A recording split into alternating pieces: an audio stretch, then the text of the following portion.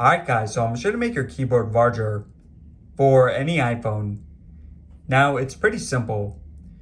So you're just going to go into your settings and then you're going to scroll down to display and brightness and go to the bottom. So under display zoom you guys see view. So press on view. So by default it's on standard. Now if you press on zoomed, and I'll actually show you guys a comparison in a second, but yeah, press on zoom, then press on set in the top right, and at the bottom just press on use zoomed. Alright, so let's bring back up the keyboard.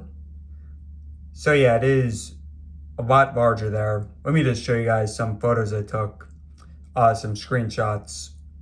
So this is not zoomed, and this is zoomed.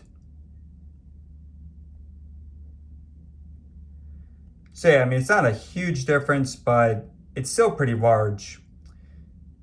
Oh yeah, and also all your other stuff is going to be zoomed in some. But yeah guys, hopefully this helped out.